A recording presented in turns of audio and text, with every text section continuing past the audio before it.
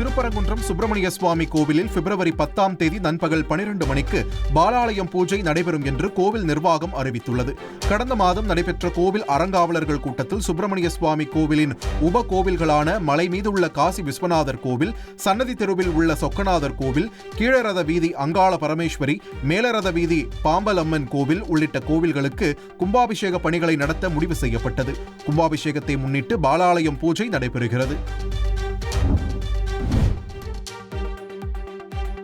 ஸ்ரீரங்கம் தைத்தேர் உற்சவத்தின் 4ஆம் திருநாளான நேற்று நம்பெருமாள் தங்ககருட வாகனத்தில் எழுந்தருளி பக்தர்களுக்கு காட்சியளித்தார். முன்னதாக மாம்பழசாலை அருகே உள்ள வீரேஸ்வரம் ஆஸ்தான மண்டபத்திலிருந்து தங்ககருட வாகனத்தில் நம்பெருமாள் எழுந்தருளி மாம்பழசாலை அம்மா மண்டபம் ஸ்ரீரங்கம் வழியாக வீதி உலா வந்தார். வழியெங்கும் பல்லாயிரக்கணக்கான பக்தர்கள் ரங்கா என பக்தி கோஷமிட்டவாறு தரிசனம் செய்தனர்.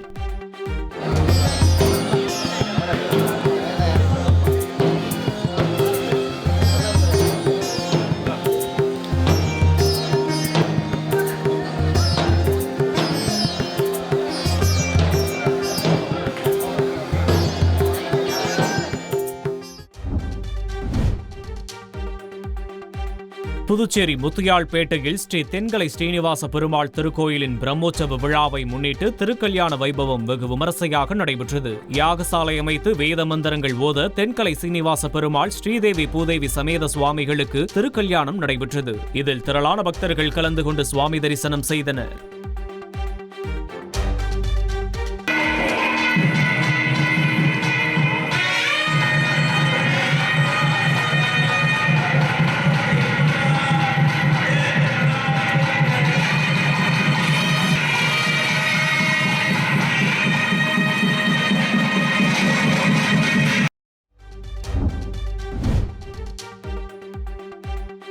சிவகங்கை மாவட்டம் திருப்பத்தூர் அருகே காவடி தூக்கி செல்லும் பக்தர்களுக்கு கல் முள் குத்தாமல் இருக்க 6 கிலோமீட்டர் தூரத்திற்கு சிவப்பு கம்பளம் விரித்து ஊர் மக்கள் வரவேற்பளித்தனர். காரைக்குடி, தேவக்கோட்டை, கண்டனூர், புதுவயல், பள்ளத்தூரைச் சேர்ந்த மக்கள் ஆண்டுதோறும் குன்றக்குடியில் ஒன்று கூடி அங்கிருந்து பாத யாத்திரையாக பழனிக்கு சென்று வருகின்றனர். இந்நிலையில் கண்டவராயன்பட்டி காட்டுப்பகுதியில் காவடி தூக்கி வரும் பக்தர்களுக்கு கல் முள் குத்தாமல் இருக்க 6 கிலோமீட்டர் தூரம் வரை சிவப்பு, பச்சை கம்பளம் விரித்து அப்பகுதி மக்கள் வரவேற்றனர்.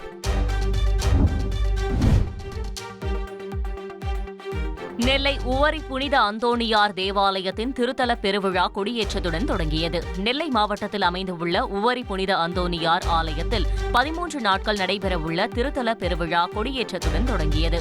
1000த்திற்கும் மேற்பட்ட பக்தர்கள் இந்த நிகழ்வில் கலந்து கொண்ட நிலையில் கொடிமரம் மின் விளக்குகளால் அலங்கரிக்கப்பட்டிருந்தது.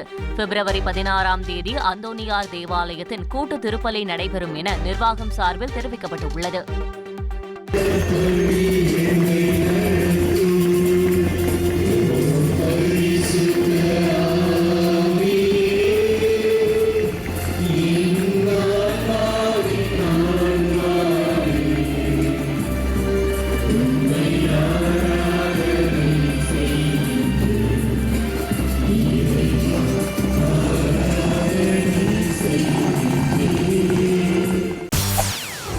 செய்திகளை உடனுக்குடன் தெரிந்து கொள்ள உடனே சப்ஸ்கிரைப் பண்ணுங்க.